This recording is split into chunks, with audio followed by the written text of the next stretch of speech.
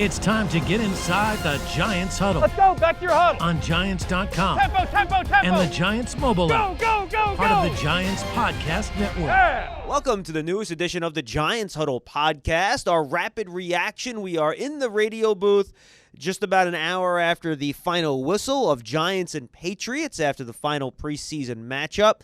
John Schmeelk, Jeff Feagles with you. And Jeff, the Giants with a chance to tie late. I guess we should start there. A kind of a Hail Mary-ish type of throw from Mike Glennon to Damian Willis in the end zone, and then they failed on a little bit of a high throw on a two-point conversion to Dante Pettis. Yeah, I think more importantly, it was just a great play by Mike Glennon to avoid the rush and get outside the pocket, and then get some time for the receivers to get down the field and get in the end zone and get open. They work on that in practice. That's kind of just like a fire drill. Just get down there. He aborted his route and then just get in the end zone, and obviously trying to make a score there to get the game close, and of course then you go for the 2-point conversion. We all were saying no overtime in preseason, so that was good, but unfortunately they were not able to get the 2-point conversion, and the Giants fall 22-20 to the Patriots. All right, let's talk about the first teamers. That's what everyone wants to hear about. So we'll start with the good first, and then we'll get to the stuff that maybe needs to work on and needs some improvement. All offseason, when I say offseason, I mean training camp, the Giants have struggled in their 2 minutes offensively. Both times they practiced against the Browns, failures. Both times they practiced against the Patriots, failures. But they had an opportunity here in a real preseason game. End of the first half, they marched right down and got a score. Yeah, it's funny because you say they fail in practices. I mean, they work on this almost every practice. They finish practices with the 2-minute. And if you've ever been out to one of them, it's a win for the defense or a win for the offense. And if it's just one play, John, you've seen this. If the defense intercepts that play on one play, it's over. Their drill is over. So there's a lot of pressure on both sides of the ball. And you don't always get these types of situations in the preseason games. You work on them in practice. So going into these games, you hope that you get these types of situational football and that you're able to execute them. And the Giants did a good job with the 2-minute drive today with their first team offense. We haven't had a chance to see Daniel Jones in that situation in preseason all season. So that was a good thing for them. Yeah, it was, and they went down. And let's talk about the bad now, because obviously you get up to that point and the first team offense hadn't scored yet with an entire half of football. And one of the reasons they didn't, Jeff, is when they got into the red zone, they got in a goal-to-goal situation, there was a turnover. Yeah, and of course, that's the cardinal sin in football inside the red zone, and I think that's something that point of emphasis for the Giants offense moving forward from the 2020 season was to be able to eliminate those turnovers in the red zone, and more importantly, put more points on the board, because this offense did not do a good job at scoring. Their defense did a great job of keeping the other opponents from scoring, but if your offense isn't putting points up in that red zone, it's not good. So you bring in Galladay, you bring in Rudolph. Those are some of your targets. Both those guys were not in the lineup today. So and running with Saquon Barkley. And just not forget about their first-round draft pick, Kadarius Toney, who's slowly coming back. So I think once you get those types of targets and those types of playmakers inside the red zone, I think good things will happen. But you have to be able to be, and Daniel Jones said today in the press conference, it was a mental mistake. He's got to cut down on those. And that's a decision-making thing, right? And I think we saw improvement with that from Daniel Jones in the second half of last year. But that's a situation where you got to live to play another down. And if you wind up with 3 points, you live with it. Yeah. You don't want it. You want your 6, but you can't walk away from that situation with 0. And even though I know Daniel Jones he's been in the league a couple years now, but he's still inexperienced. And so I feel like, not having any experience this preseason, that might have kind of just affected him a little bit, because it was his first preseason game. Things get a little bit more heated, a little bit quicker. His mind is racing a little bit farther. So I think that's what happened today. But you know what? If you do that enough, the coaches are gonna make you pay for that. They're gonna show it to you time and time again before you're just sick in the head of seeing that play, and you won't do it again. Hopefully. Yeah, no question about it. Otherwise, I thought Daniel Jones threw the ball rather well, Jeff. He got victimized by a couple of passes I thought that could have been caught but weren't. One pass went right through Darius Slayton's hands at the start of the game on a third down, exactly. 17 of 22, 135 yards and a touchdown, only a 6.1 average. That's not where you want it to be. But I thought Jones otherwise threw the ball pretty darn well in this game. Well, I mean, for his first game this year, I think he did well, and I think when you eliminate that one mistake, and we're not having this kind of a negative conversation, but I think this is kind of what you wanted out of Daniel Jones, to come out and do some good things. And again, I cannot emphasize the fact that he's working with an offensive line that did not play well for him, not giving him a lot of protection, and he doesn't have all of his weapons. And I think that the offense, as vanilla as it is in preseason, I thought that was a pretty good or a pretty good outing for him. All right, we will get to the offensive line in a second, but I think the other big story here are the injuries. So I think we should touch on that. And we should note that Joe Judge did not have any further word on those injuries in his post-game press conference. They'll get tested. They'll see the doctors on Monday, and then we'll see what he says the next time he talks to the media, Jeff. But the major ones that I think we should talk about is Evan Ingram, calf injury for guys that rely on their speed at the skill position, not what you want to hear. Darius Slayton, ankle foot. He was back on the bench at some point during this game, so that was good to see. Ted Larson got rolled up a little bit in the second half. That was classified as a knee injury. He was ruled out for the rest of the game. And C.J. Board at one point had an elbow injury. But, we all know C.J. Board. Remember that big hit he took last year? Came back from that, so he's fine. He was back in the game. But the Ingram, Slayton, Larson injuries are things we're going to have to keep an eye on. Yeah, and I think it's day to day, but you know what? You don't have the ability to wait a week on these things, because the final roster is at 4 p.m. on Tuesday. And so these injuries are going to dictate your roster, at least for now. And I think that, the better off we get the news from them tomorrow, what's happening. But the calf injury to me is probably the most important, because Evan Ingram is a guy that has always tried to fight through injuries and make it through and be healthy to play as much as he can. And so you're hoping that, but, like you said, those soft tissue injuries with guys that are speed guys that run and things like this, those can linger, and that's going to be a problem. Hopefully he's not hurt as serious as it may be. And the tight end position now, it's been walking wounded. Levine Toilolo popped his Achilles. He got lost. Ryzen John hurt himself. He got hurt. He's not around anymore. Then you had Cole Hicatini, who was having a nice camp. He hurt himself. He ended up getting waived injured. And now you're down to Caden Smith. You're down to Nakia Griffin-Stewart. You're down to Jake Houseman and Kyle Rudolph, who has just got brought off a pup this week and hasn't even done team drills in practice yet. So how do you think they're going to handle this? Obviously, we don't know how long Evan's going to be out, if he's going to miss any time at all. Is that a deal now where you either look for a trade or you take a look at the waiver wire to try to add some reinforcements, or do they have enough bodies, you think, on the team as it currently stands? Well, I think when you got Rudolph and Smith and Griffin-Stewart, I mean, this is what we talk about all the time, how injuries can dictate positions and guys making the team. So just because they may have to keep an extra tight end along, depending on how serious the injury is to Ingram, it may cost somebody else their job at another position, because they have to keep 4 tight ends when they normally would probably keep 3. Griffin-Stewart had a nice game today, 3 catches, 30 yards. Caden Smith had a touchdown catch, 2 catches, 26 yards. So if Ingram is out, along with Kyle Rudolph, those guys are 2 of the guys that are going to have to step up here to try to help the Giants if Evan Ingram does have to miss some time, which we'll see.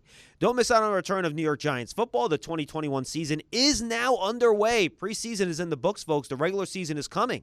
There's still time to secure your season tickets and root on your Giants right here at MetLife Stadium. It was a pretty good crowd today, Jeff, actually. So fans had a good time out there. Speak with the Giant ticket representative now and become a season ticket member by calling 888-NYG-1925. And you mentioned it in your discussion of Daniel Jones. The offensive line, way too much pressure.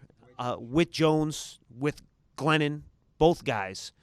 And surprisingly, a lot of it came from the side. And again, Joe Judge said in his post-game press conference, he'll look at the tape, figure out whose fault it is. But a lot of the pressure did come outside off a left tackle, where Andrew Thomas, quite frankly, I thought probably has had the best camp, along with Nick Gates, of any offensive lineman on this roster. And he got beat with some speed around the edge today. Yeah, I think what happens to some of these young guys, and Andrew Thomas is very young, and he's going to continue to get better, like Coach Judge said. But when you hear him talk about it in his press conference about hand position and where he is on the field, I think sometimes these guys get a little bit lost. And, good job from the Patriots. I mean, they're lining up across from Andrew Thomas. They had a plan and basically went to it. But I think the more that these guys play together consistently, the better off they're going to be. And I think they just haven't had that much game experience up to this point, unfortunately. Yeah, and Andrew Thomas said after the game it's about hand placements. He also said the placement of his kick when he starts his play and just getting that kick slide into the right spot so he's in the correct position. And you mentioned it, next to him, we had a rotation of guards. Shane Lemieux, who had missed the joint practices up in New England this week with that knee injury that he suffered a few weeks back. He did not play, so we saw a combination of Larson. No, he did not make the trip up to New England, correct. So we saw a combination of Wiggins and Larson at left guard, and then they kind of rotated, and then we saw at right tackle a rotation between Nate Solder, who got the start, and Matt Peart. So how do you look at those two spots now as we approach cuts and even week one? Who do you think is going to be in the starting lineup when we get there? Well, I think that's what tonight was all about. I think it was all about trying to see who those older veterans, Wiggins and Larson, which guys could hold up. And I think that Larson not only played guard, he also played center. Yeah. And I think that was they wanted to see what he could do there. He made it pretty much all the way through the whole game. And as Coach Judge says all the time, it's not you play the whole game. It's not a discipline thing. You're showing me that you can play this position. That's what that's all about. But I think that he did a nice job there, and I think they're just trying to find that backup position and a guy that can play both positions. As far as the right tackle goes, I think we're going the same thing we were going to do they did last year. I think they're going to be a platoon situation, and it's just a weekly basis. Who plays better? That's the guy that's going to start. First snap versus Denver. Put your money on the table, Feagles. Who's in there? That's an easy one for me because it wouldn't have been this would not have been this easy about a month ago. But after seeing what's gone through the whole preseason, I think it depends on how healthy Nate Solder is. But I think that with that Denver Broncos defense, I always hang my hat on experience, and I would have to probably say Nate Solder. I'll phrase it this way. Von Miller's sitting at home today, and he's thinking about which guy he would rather go up against in that week one. Well, no, he probably doesn't. But do you think he's licking his chops more going up against the guy that started in this league for 8 years than Nate Solder? Or do you think he wants the guy with, does Peart even have an NFL start? Maybe, I don't think he does, right? Or do you think he's like, give me that guy? Yeah, like I said, I would if I'm him, I'm thinking give me the young guy, right? Because I think Nate Solder is he's a Grizzly veteran. He'll be able to handle him somewhat, not all the time. He'll have his tricks, right? Yeah, exactly. And I think that he knows how to study guys like that. I don't think Matt Peart is there yet. However, they might switch him over to the other side once in a while too, and that's Andrew Thomas only in his second year. So he's probably going to have a nice week thinking about how good he's going to do and hopefully not do well against the Giants when they open up with them. And just to keep in mind, Peart, I think, is still the long-term picture there at right tackle, but he needs more snaps, I think, to be ready. And at this point, Jeff, I don't think the Giants are in a position here you want on-the-job training. You want guys out there to play well, to give your quarterback a chance to play well, to give your offense a chance to score points, which is what you need to do to win games. Yeah, and again, I didn't go to the practices up in the two joint practices. You were there. You would know more about how he competed against those two different rosters in the Cleveland Browns and the New England Patriots. So I don't know, but the fact is that I think that they have those two guys, and they can trust that one of them is going to play well, and if the other one isn't, then the guy can make up for it. Hey, folks, taking all the action of New York Giants football from your very own private suite. Giants suites are a great way to entertain the family and friends while rooting on your Giants right here at MetLife Stadium. Speak with the Giants suite representative now by calling 888-NYG-1925. All right, Jeff, before we get to the final 53, let's have some fun with the defense. Blake Martinez, a great play. What else stuck out to you? And anything else on Blake you want to throw in from that play? I would say that, one of your favorite guys, I think Trent Harris is a guy that stuck out to me a little bit today, and a guy that's, he's got a chance to make the football team. And he's just always making plays. But what does Coach Judge always talk about? Versatility. Yeah. Well, he played some inside linebacker today, just going to show you that, he could do it. So that's a good thing. I think that Carter and X-Man are here. I think they're ready to go for the regular season. I think those are your two guys. Ojulari is going to be a situational pass rusher. Eventually, I think he'll get in there to play a lot of snaps, but right now, I think he's just a little bit young and learning. And then I see now how the special teams, the linebackers are all kind of lining up again on who's going to be those core special teams guys, but able to fill in at different positions. Carter Coughlin is a guy that's off-ball linebacker now, did well in this training camp. I see him doing good. So, and then when you transition into that secondary, we talked enough about it, about how many different positions are up for grabs there. There's really not a lot, but I thought Sam Beal played good today. I thought Madre Harper had a good game, and so that's going to be a tough decision. And I think the one thing that I look at is Julian Love, how he can play all over the place. That's a special asset for a guy like that. If you need somebody to pin in a pinch, he could do it. So who do you think then the fourth, and fifth cornerbacks are? Do you think they're not on the roster right now? because we don't really have a great feel. Look, we know Darnay Holmes is your third guy, right? But I'm talking about outside corner. So who's your third outside corner? Who's your fourth outside corner now as you head into final cuts? Well, I see tonight, number 25, Rodeus Williams. I know he's young. I know he's a late-round draft pick. He might be a developmental guy. I think that the team really likes him, and I think it's going to be interesting to see if they keep him on the active 53-man roster or try to move him through and get him on the practice squad. But I think he has a chance to make that 53-man roster. I mean, Keon Crossan is a guy that can play special teams, but he can, get in there in a pinch and play some cornerback for you. I think he's more valuable on special teams and some backup roles at that cornerback position. Going over to the right side with the Dory Jackson being out, you got to now start to look at some of these other guys they might have to keep around. Josh Jackson is a guy that the Giants obviously traded for, so can he play that cornerback position? This guy get healthy. He's got, all these guys, yeah. And then Aaron Robinson is a guy that's probably not going to be on the roster. He's going to probably be put on PUP. So it's going to be interesting. And I think that there's probably maybe just two spots here. And maybe Sam Beal and Madre Harper might be fighting for those two. All right, let's go back to the offense, the wide receiver spot. Dante Pettis got a lot of snaps today with the ones. David Sills played a little bit in the second half, but Sills played a lot the first two games. I feel like Jeff, and maybe disagree with me if you want, I feel like they're like, all right, we gave Sills a shot. We know what he can do. Dante Pettis, here's your shot. Right. So how do you think that's going to play out here? And both and I are both, I think, still assuming that C.J. Board is on this roster. So how do you think the competition's going and will end up on Tuesday at 4 between Sills and Pettis? Well, again, I think this all depends on health, and I think, I've always thought that the Giants are going to keep 7 receivers this year just because of the personnel that they have. I mean, there's a lot of good receivers there. There's a lot of guys that can play different positions as far as special teams too. And also, a lot of injuries now, right? You have Slayton, knee foot, Tony hasn't really done anything, and then Galladay with the hamstring. So do you have to beef up that position just in case you have those injuries, right? Yeah, and so where do you steal? Where do you rob Peter to pay Paul here? It's a very difficult. You want to know my theory on that one? Yeah.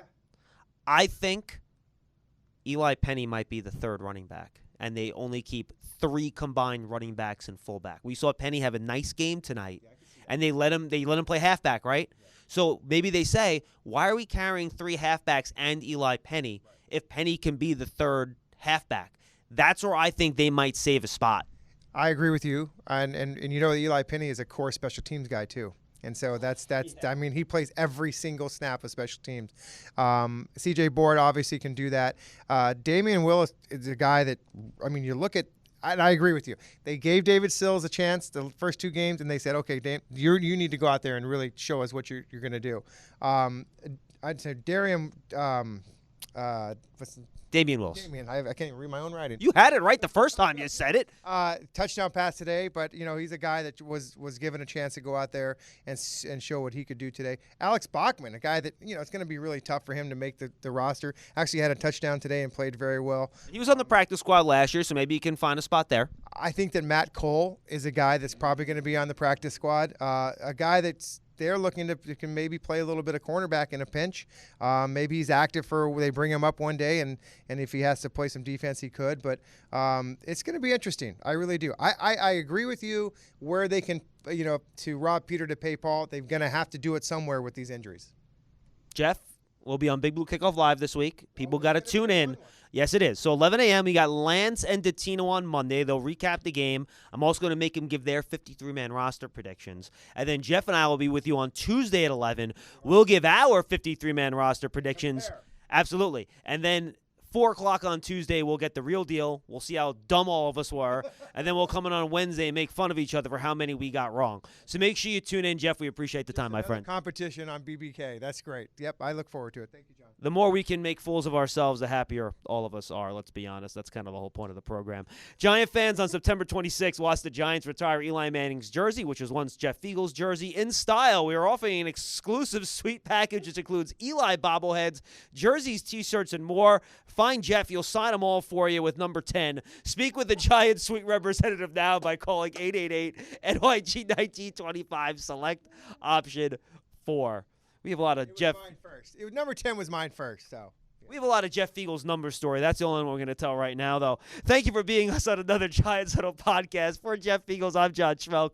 Again, Big Blue Kickoff Live, Monday and Tuesday at 11. Make sure you check it out. That heads up on the Giants app and, of course, all podcast platforms at giants.com/podcast, just like the Giants Huddle. For Feagles, I'm Schmeelk. We'll see you next time. We're going to bed.